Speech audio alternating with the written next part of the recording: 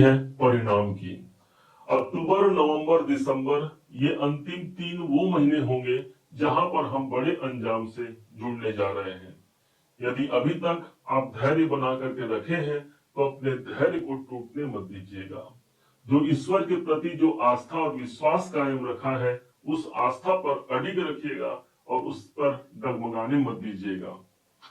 ध्यान रखिएगा, मौसम दीन न दीन हिता तुम समान रघुवीर, अस विचार रघुवंश मणि हरहु विषम भव पीर। देव गुरु बृहस्पति जिसे हम ईश्वर का पर्याय मानते हैं, शनि देव जो दंड नायक है और कर्मों के अधीन हमको परिणाम देते हैं, इन्हीं दोनों ग्रहों का समायोजन जब एक संग मिल जाता है तभी वो पल होता है जब बड़े अंजाम से हम जुड़ने जा रहे होते हैं।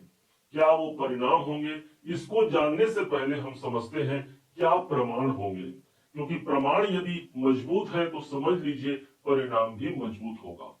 ठीक धनु राशि के चतुर्थ भाव पर शनि देव का गोचर हुआ और शनि की अढ़ैया आप पर प्रभावी हो गई 29 मार्च 2025 से। अब शनि देव एक ऐसा डेट अभी प्रारंभ हुआ है 4 अक्टूबर को। 4 अक्टूबर को शनि देव अपने स्वयं के नक्षत्र को छोड़ करके प्रवेश कर गए पूर्वा भाद्रपद नक्षत्र पर और इनका प्रभाव रहेगा 20 जनवरी सन 2026 तक। इसका मतलब ये हुआ कि सन 2026 की जो नींव है इसी 2025 में रखी जा चुकी है। अब गुरु के नक्षत्र पर प्रवेश किए हैं। गुरु के पास जो अपनी राशि है वो स्वयं आपकी अपनी राशि धनु राशि है। शनि के पास जो अपना घर है वो है 10 नंबर की राशि और 11 नंबर की राशि। गुरु के पास एक घर और मौजूद है और जहां पर शनिदेव खुद बैठे हैं वो घर की राशि। इसलिए हमको ज्यादा मजबूती से जो प्रमाण मिलेंगे वो मिलेंगे इन चारों घरों के, और इन्हीं चारों घरों के हमको परिणाम मजबूती से मिलने जा रहे हैं जो हमको अंजाम से जोड़ने जाएंगे। प्रभाव को जानिएगा, आपका अपना राशि ही इस समय पर प्रभावी होगा, इसलिए स्वास्थ्य के दृष्टिकोण से एक मजबूत योग रहेगा। हमने अपने स्वास्थ्य की यदि बेहतरी को नहीं देखी है या किसी कारण से यदि आपका स्वास्थ्य अशांत है तो यहाँ पर वो प्रखरता आती है कि हम अपने स्वास्थ्य को एक अनुकूल पोजीशन तक समझ पाते हैं। स्वयं आपकी अपनी राशि का प्रभावी आना अर्थात 9 नंबर की राशि को तो भाग्य की राशि कही गई है, अर्थात भाग्य उन्नति के लिए एक सबसे अच्छा बेहतर यहाँ पर प्रयास ग्रहों के माध्यम से किया जा रहा है। यही नहीं, जब द्वितीय भाव प्रभावी होगा, दूसरे घर के प्रभाव पर आने का मतलब ये हो गया कि यदि कोई आर्थिक संपन्नता के लिए हम काम कर रहे हैं, कोई पैसों से जुड़े किसी काम के लिए हम काम कर रहे हैं, तो निश्चय जानिए वो आर्थिक संपन्नता इसी अढ़ैया के इसी 3 महीने में हम प्राप्त कर पा रहे हैं।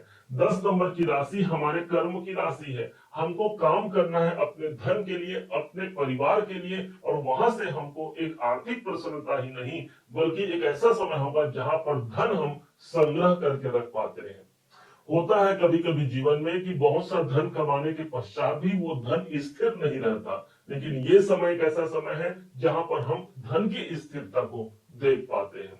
तीसरे घर का प्रभावी होना, चैलेंजिंग सिचुएशन यदि अधिक बने हुए हैं उस सिचुएशन में कमी आना। कारण क्या होगा, शनि गुरु के नक्षत्र पर चले गए हैं, गुरु सॉफ्ट ग्रह है, शनि पीड़ा है तो गुरु वहां पर उस पीड़ा का निदान है। शनि यदि हमारा दर्द है तो देव गुरु बृहस्पति को दवा कहा गया है, और इसलिए हम अपने संघर्षों से बाहर निकलते हुए एक शांतिपूर्ण वातावरण को जी पाते हैं। यह तीसरे भाव का परिणाम होता है।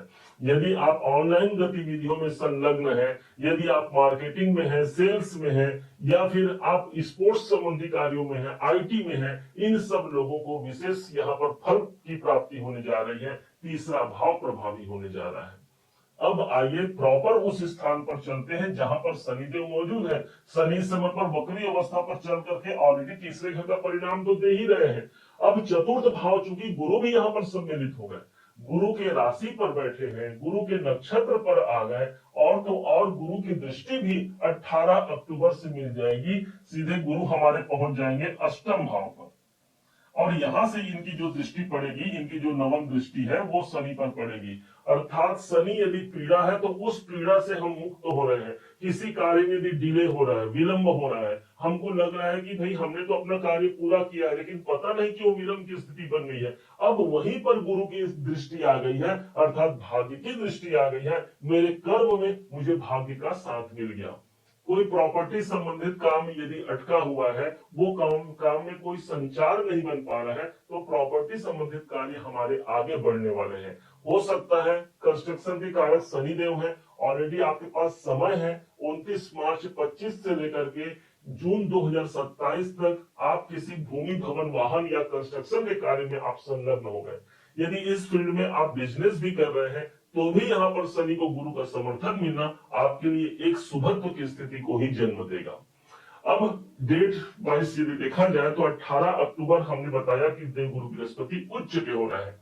भले देवगुरु बृहस्पति अष्टम भाव पर रहेंगे, लेकिन परेशान मत होइएगा।